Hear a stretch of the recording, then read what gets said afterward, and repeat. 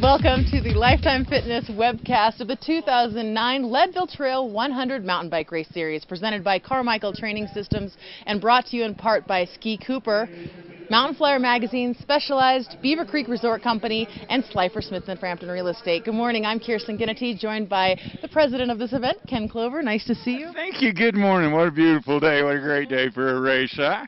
They're going to be leaving the course 6:30. They're escorted out to a Forest Service road, and then what happens? About 4 miles out, the sheriff will take them out, and then the race really starts. They hit a dirt road, and then they hit a serious, narrow, rocky climb. This will separate them quite a bit. So they'll climb, then a major descent around Turquoise Lake, and another climb up Sugarloaf. So that's what their day is going to be. Major climbs, major descents. All right, and let's take a look, Ken. This is a start of the St. Kevin to Pipeline course. Yeah. They're getting rolling on that's this. The start right there. Start of the race right there. And this seems pretty flat. Is this a flat section, or does it get pretty narrow and steep? It gets real steep real fast. Right here is real steep. Going a little fast doesn't quite show how steep it is, how rocky it is, and it's very, very slick. Major league downhills coming up just in a little bit. Here there's a good opportunity for the bikes to go off the trail into the trees right there at that curve. We'll have an ambulance parked down there just in case. Okay, and I know that right here, this is a section that gets a little tricky. You said that this section actually can make it kind of hard to get through. Yeah. Sounds like all the races are coming in. Dave Weens just showed up. Showing up right behind us. That's what that's all about. Yeah, this is a Go Dave show today for sure. It is going to be Dave's show. Everybody's for the homeboy. I mean, we loved Lance. We loved his red, white, and blue at Tour de France and standing on that podium. But now we're in Colorado, and we got a Colorado boy that's going for win number 7. And last year, I know David Waynes, he set a new record, 6 minutes 45 seconds. Yeah. 6 hours 45 minutes. Yeah, broke his own record by about 15 minutes or so. Lance was 2 minutes behind him, so I think Lance is showing up. Chris Carmichael is showing up, so all the big guns are there. Okay, there's a look at David Waynes getting excited, signing autographs. He is definitely, as you were saying, the Goliath today. Do you think he has any new strategies this year? Yeah. Just get out in front and stay there. Just get out in front. Don't let anybody pass you. I think that's what his plan is. And you were also saying that he helped with the single track, and last year he's a trail builder himself. That's it by profession. He knows this stuff. So our new single track, he's the one that designed it, put it in. We got about 50 volunteers out there to do the actual work, but he's the engineer there. Okay. How is this new single track going to change things on the course? I know that I hope it makes it a little faster because it's all rideable. Before it was just a straight drop off over the hill and down to the road. Now it's a single track, winds through the sagebrush, so it ought to be faster. Okay. I think we have some more people coming up right behind us. Let's see who's in this race course getting ready. We have some of the first 100 riders who are all going to be on that starting line. Here we go. There's the top guns right there. Ken Clover, the president give you all this stuff of the Leadville 100. We're going to let him go down there and get into the heart of the race. Joining us now is Tom Zenner. He's with Lifetime Fitness. He's been out in the heart of the race. How does this feel out there? It's very exciting, Kirsten. You know, all you have to do to start the race at the beginning and not have to weave your way up is win 7 Tour de France's, apparently. But you just stroll right into the top of the line. But it's interesting because when Weems showed up, he's who everybody who's racing today wants to win. But we're getting really close to the start of the race now. And the weather's perfect. It rained a lot last night, and you were wondering what that was going to do to the start of the race. But it's ideal, I think, conditions. The sun is coming out. Everybody's at the front of the race and getting ready to roll. And when we see this pack coming by us, Kirsten, in a couple minutes, it's really going to be exciting. And it's going to take about 10 or 15 minutes for everybody to clear through.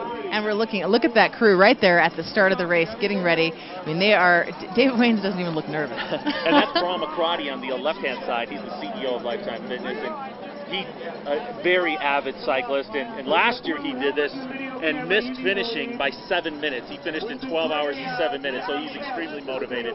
But it is exciting for anybody to be anywhere in the near vicinity of those guys in front, but it doesn't last long. They come out strong, and they get rolling right by us. Well, and I know Lance last year, too, he only missed out by 2 minutes. Is that right? As far as the record? As far as the record, beating that record, I believe he was just a few minutes behind. Well, yeah, he was a couple minutes behind David Weems at the end there, and Lance actually had some bike issues at the end. He wiped out, got back on, and finished a strong second. So it's going to come down to those two guys. We all know that. And, you know, this race is also about the people doing this for the very first time. Yeah. Or some of these people that have done it 10 or 11 or 12 or 13. There's just so many stories out there, 1,400 different racers. Everybody has their own story. Yeah. And the idea today is survival. That's what it's all about, is to finish this race in one piece. And that spirit we were talking about before. I mean, to make it 50 miles is one thing, up to 12,600 feet, but then to have the spirit to come back down another 50, plus you're still going to have some climbs on the way back, that takes some guts and glory, really. You know, and we're going to talk about it throughout the day and just tell you what these racers have in store for them. But yeah, it is as much mental as it is physical, and it's extremely challenging for both. I mean, you have to be a very unique person to A, want to do this, and B, to finish it. Yeah, and you know, we were talking, I don't know if you heard the story earlier, Tom, with Roxanne Hall. She's bib number 231. If you've not heard this, her story, she actually was in a crash, and as she was training for this race, and she came back, broke her back in 5 places, tore her ACL, and she's racing again. I mean, that says a lot right there. I mean, why would you want to come back? I mean, the average person would want nothing to do with this race, but just kind of says that it makes an elite racer like this very special, because they don't want to let this mountain beat them. They want to come back the next year and accomplish what they set out to do the previous year. So it's a great story. Yeah, well, let's take you back out to the course. A lot of people want to see what's happening right there on the front lines. If you want to know a few numbers to look for when you're out there with the racers, number 1 is David Waynes, of course, number 1 on the course. 2 is going to be Lance Armstrong. And here's a look. Those first 100, they were either invited or they were part of the top 100 last year. Yeah, that's elite real estate right there. When you're getting there's about, I was down there for the first half hour, so there's about 10 rows of cyclists that have earned that achievement of being right there, and then behind them is the rest of the pack. So as you saw just a few minutes ago, Lance Armstrong didn't show up until, about 3-4 minutes ago. Dave Weems was in there just a couple minutes before that. So it would have been mass bedlam with the crowd that's out here right now if they had tried to show up a little bit early. So the sun's coming up right now, Kirsten, and we're getting very, very close to the start of this race. And we're seeing some weather just to the west of us. There are some clouds building. There's a chance that there could be some rain showers today, but it's going to be mixed with sun, which is good news because we're starting at the 10,200 feet, and it just gets a bit cooler at the top, so you've got to make sure you have all the right gear on. You've got to make sure you've got the proper nutrition and enough water, because dehydration is such a factor up here with the altitude. Yep, those aid stations throughout the race. I mean, you have to know exactly what you want to accomplish on every single one of them. There's Ken. Okay, there's Ken. I know they're getting ready to be escorted by the police. Ken Klober's going to take him out to the start of the race, Forest Service Road 103. There's Lance Armstrong right there on the right. He's not wearing his traditional jersey today, I see. Ken had to get his photo ops in there right away. All right, and we have a truck there right in front of the pack, Kirsten, that's going to follow the lead about 6-7 miles, I think, all the way up to the first major turn.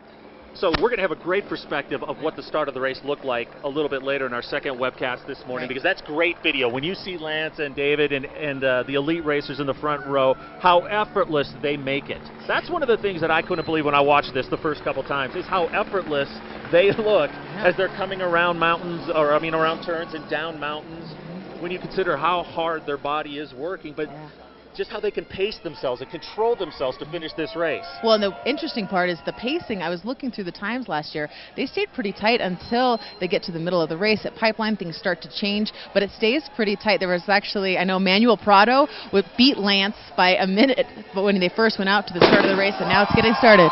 Here we go. All right. They just kicked off the race for the escort. There we go. A very controlled start, obviously, off the stop, and then they're going to open up as they get down the street. But there you get a good perspective of the wave after wave after wave of these bikers, and we'll just see how many we see 12 hours from now, hopefully coming across the finish line. Got an aerial view here. We got the helicopter going above. It's going to capture phenomenal shots throughout the day. And new to this A little year. slower than what you thought, Kirsten? Well, with the start, I know that the timing chip's going to help out with this too. A lot of racers in the back are starting off. I cannot believe how many people are a part of this. I know that it was a lottery for just 1,000+ seats, and it has become such a popular race.